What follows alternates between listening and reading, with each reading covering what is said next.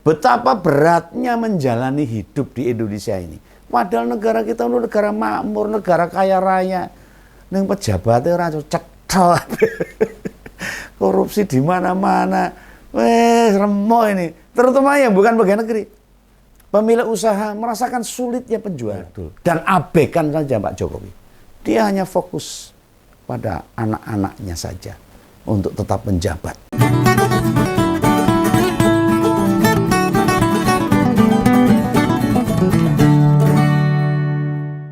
Wah, ingat ini moneter tahun 1998. Ngeri itu. Lah sekarang ini kita pikir-pikir nih Pak Jokowi itu malah kepeduliannya pada rakyat itu tak pikir tinggi loh. Lah beliau akan menjaga kepentingan rakyat kecil. Tak kira hingga akhir masa jabatannya jebelannya wah ciloko ini. Ternyata nafsu berkuasa dirinya itu meluap-luap, telah melupakan semuanya. Nah kini perhatiannya Pak Jokowi malah tertuju pada anak-anaknya untuk bisa memegang jabatan. Udah opo loh. Oh belum selesai pada dirinya sendiri loh. Wah blending repot kali. Nah sebelum jabatan presiden berakhir, di saat dia mengurus anak-anaknya, keadaan ekonomi dunia ini sedang bergoncang loh. Tidak baik-baik saja nih. Indonesia ini mulai menghadapi dampaknya.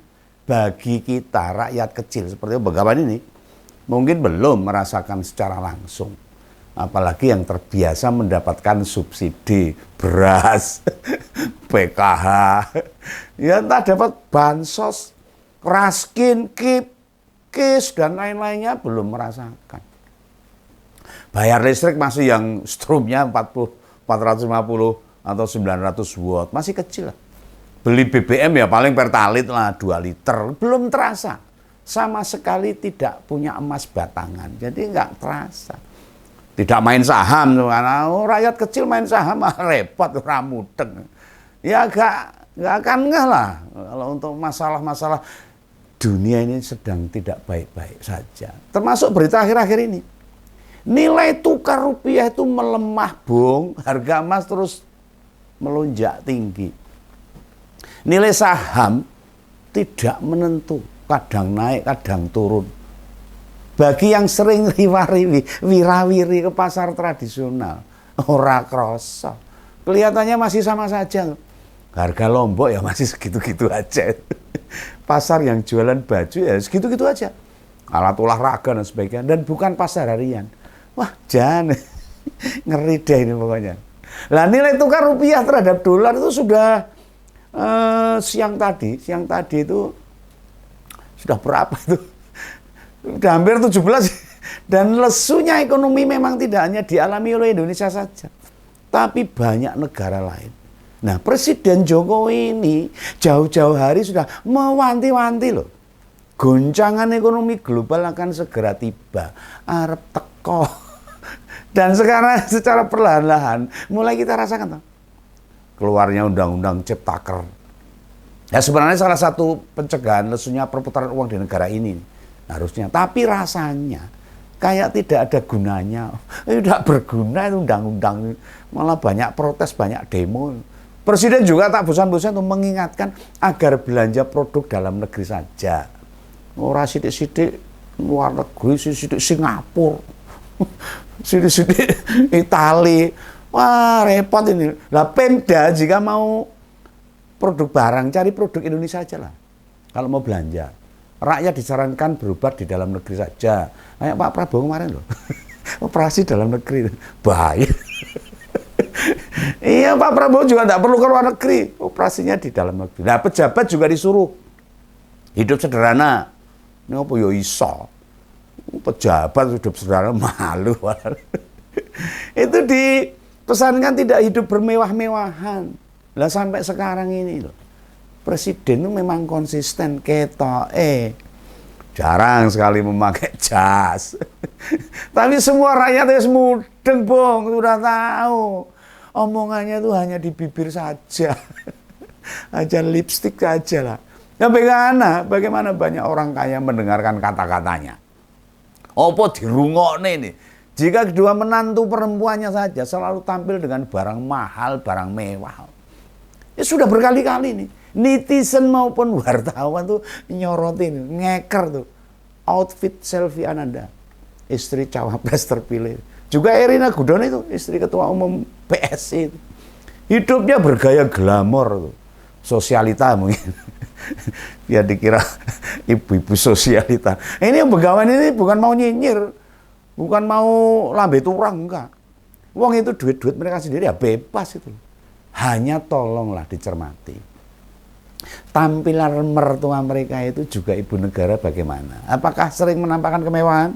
Memakai baju atau kostum bermerek internasional? Tas berharga puluhan hingga ratusan juta?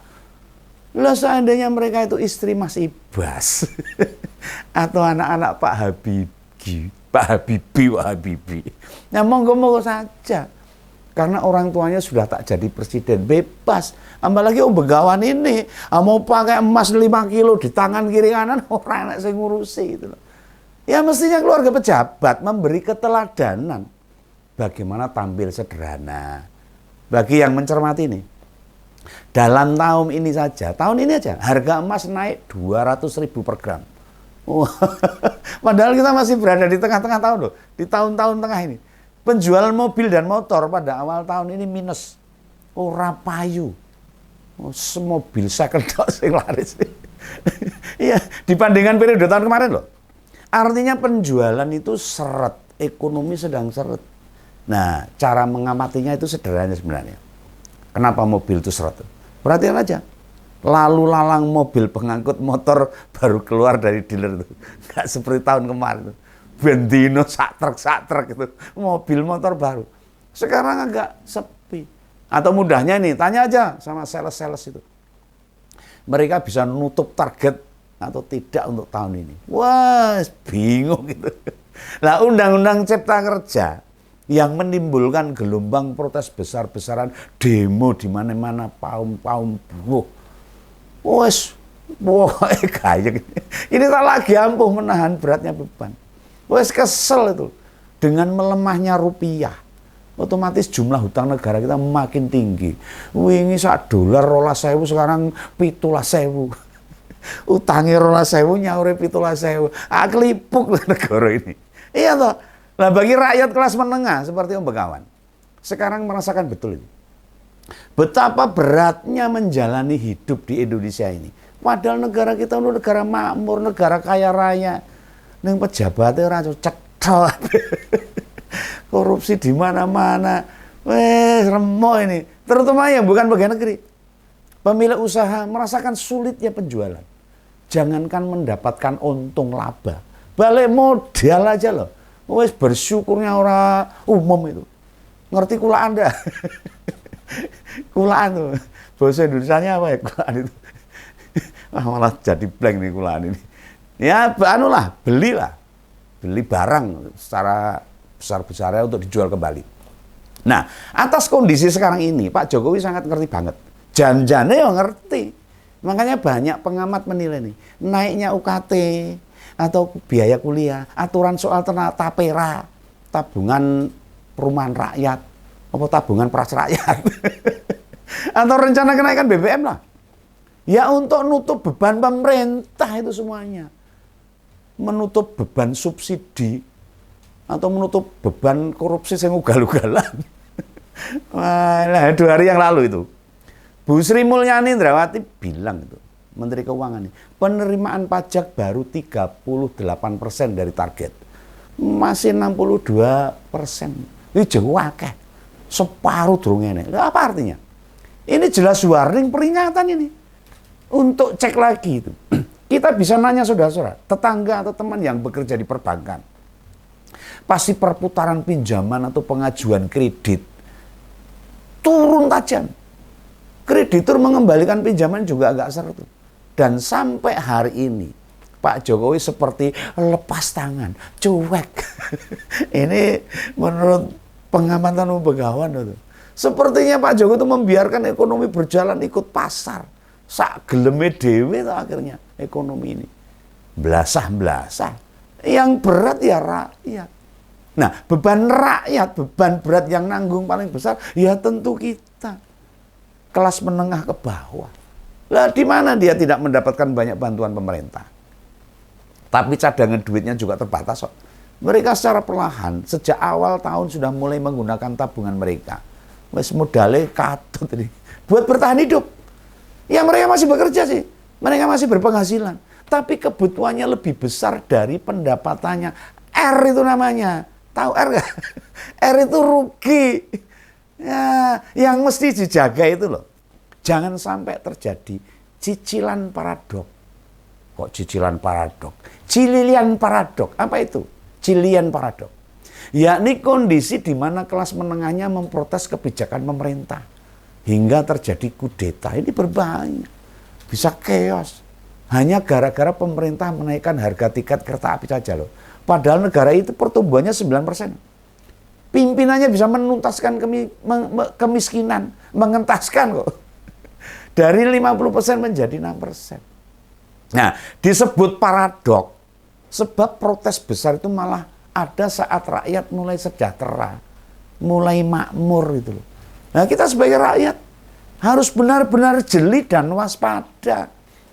Nah, pemilu dan pilpres sudah usai loh. Wes rampung loh. Kita tahu bagaimana kemampuan presiden terpilih. Tak lama lagi akan pilkada ini, bulan November. Misalkan kita menutup mata, wes cuek bebek, atau ngompoles mengabaikan hal ini, ya silakan saja. Orang mikir ekonomi yang aut-autan seperti ini. Nah, siap-siap saja menghadapi krisis seperti tahun 97-98 yang lalu. Ini bukan soal gegerannya saja loh. Bukan tentang kerusuhannya loh. Om Begawan jelas tidak mau kejadian itu terulang lagi. Ngeri bong. Ngeri itu. Kalau sampai melanda di Indonesia ini. Dan mungkin bisa melanda di berbagai negara. Dan kita tahu. Kebijakan pemerintah Indonesia sangat rentan dengan perubahan ekonomi global. Ekonomi global maksud saya. Ya, bagi yang masih punya aset. Bisa duit simpenan itu. Atau bahkan tabungan. Jaga. Dan jangan hidup terlalu boros. Wes rasa neng kafe, neng warung kopi saja. Ini yang ada sekarang ini. Masih berupa ombak kecilnya saja ini sekarang. Yang kita rasakan itu masih kecil. Belum ombak besar yang bergulung-gulung nanti.